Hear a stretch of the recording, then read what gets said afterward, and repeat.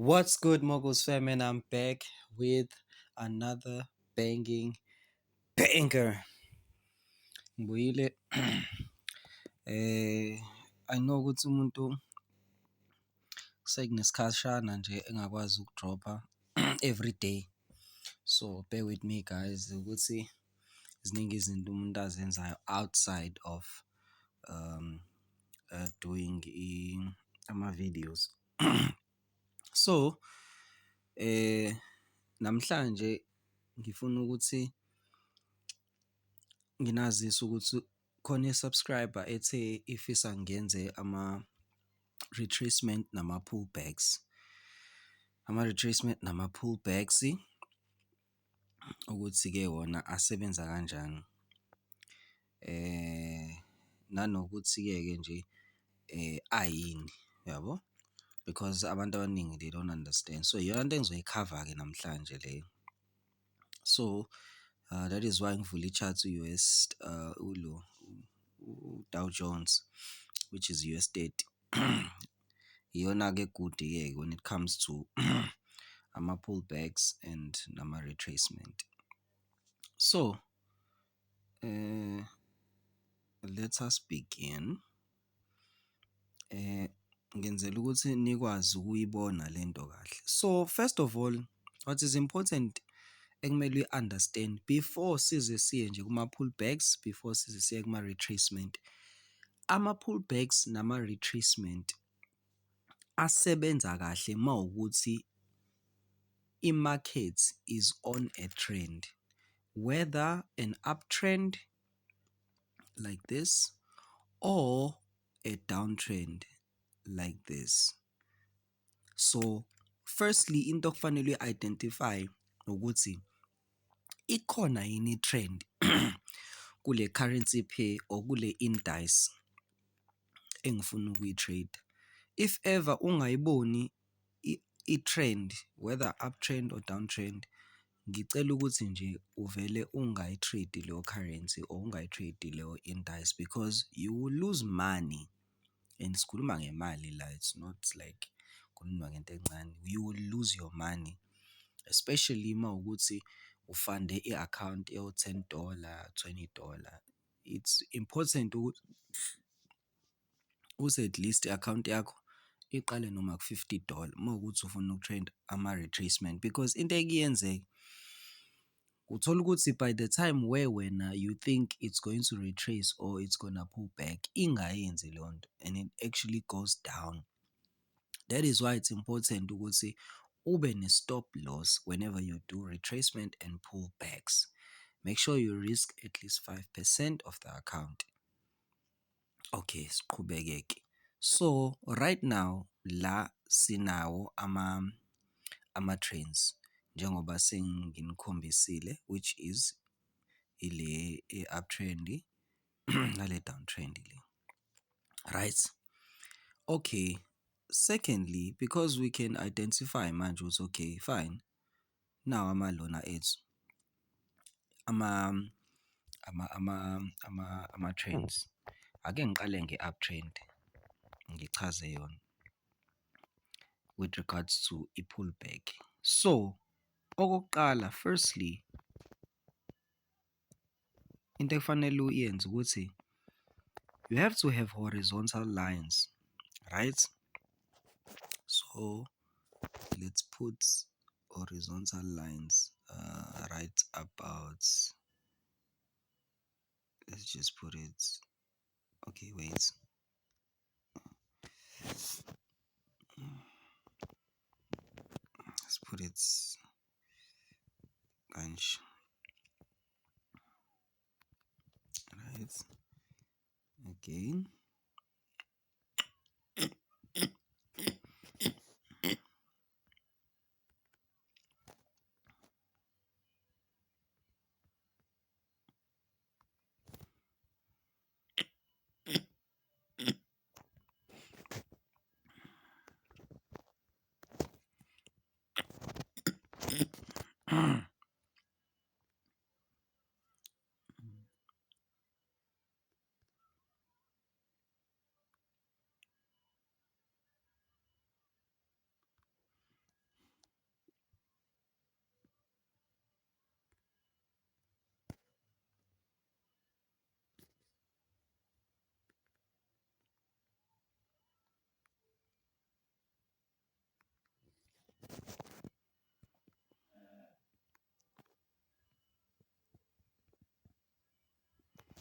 Okay, so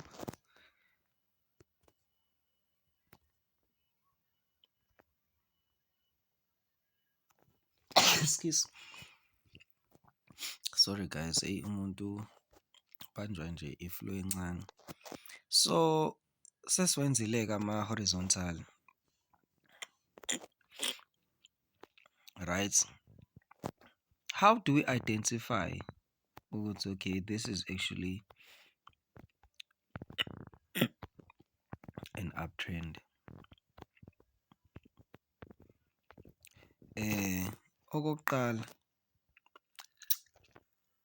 as we can see ukuthi from this point right here,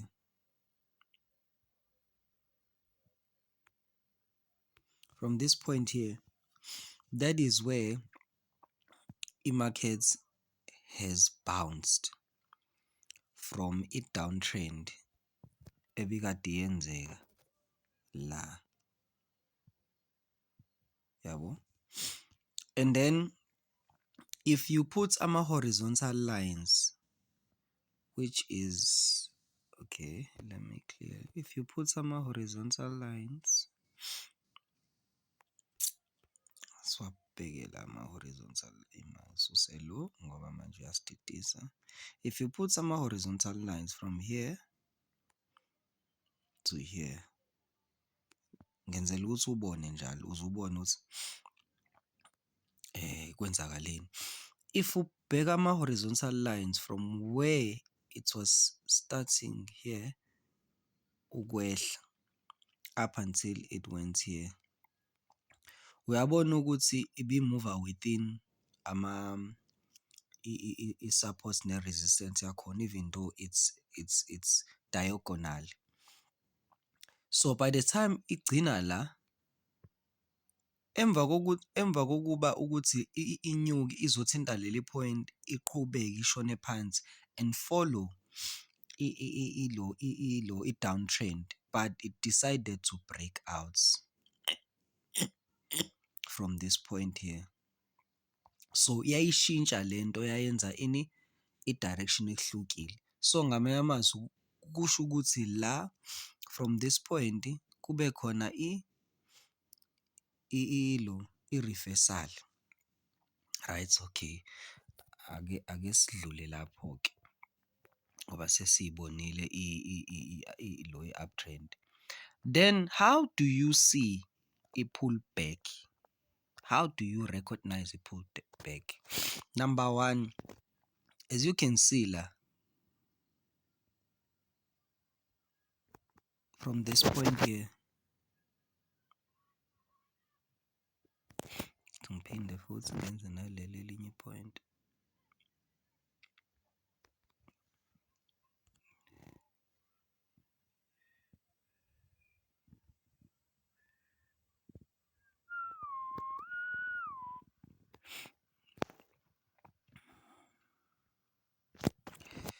So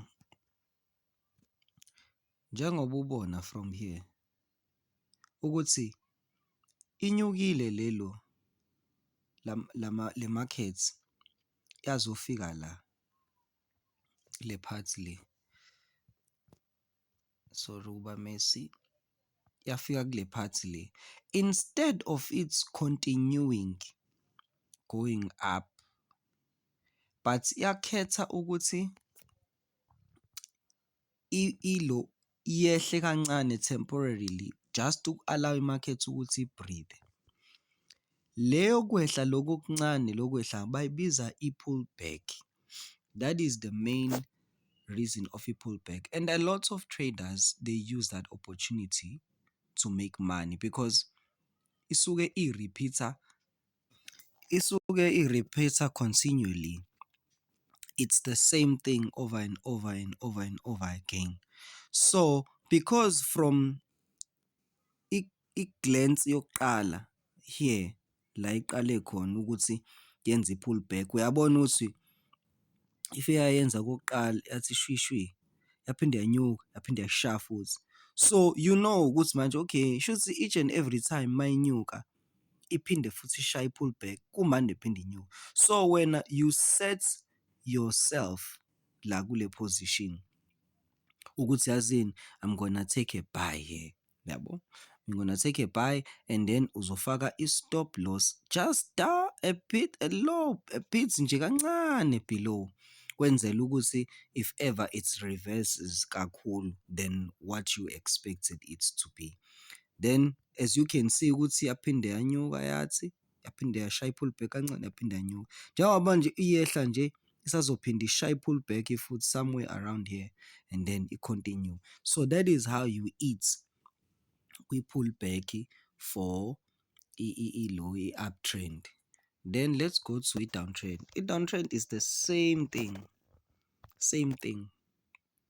that applies to i-low, i-uptrend. Again here, njengoba ubona imarket ifike yadawona, yabo, same thing nala, yabo. So okay, sorry about leyo. So as you can see nala ukuthi it broke here, from here it broke, yehla ezansi, and then it retraced back, yabuyela kule point la ibreak khona, and then it went down, yazothinta leli point. After kuthinta leli point yaphinde futhi ya-retracer back from this support, because i-resistance ilela phezulu, from this support yaphinde yazothinta le support, yadilika futhi yashona zansi. Yathi masishona ezansi yaphinde yazothinta futhi le support, isayishintsha-ke manje yenza i-support, isiyenza i-resistance, and then it went down. So kuwo wonke ama-retracement, wena okwakho ukuthi u-check ukuthi from where it broke here, is it going to retrace back and then wait for a sell? And lana-ke uyabona ukuthi there was an event ngendlela eqonde ngakhona, and then it went down, sell, it went up and then it went down again, sell. So retracement is just simple like that. You don't need to complicate it, you don't need to ukuthi uyenze engazi ukuthi manje inzima, no.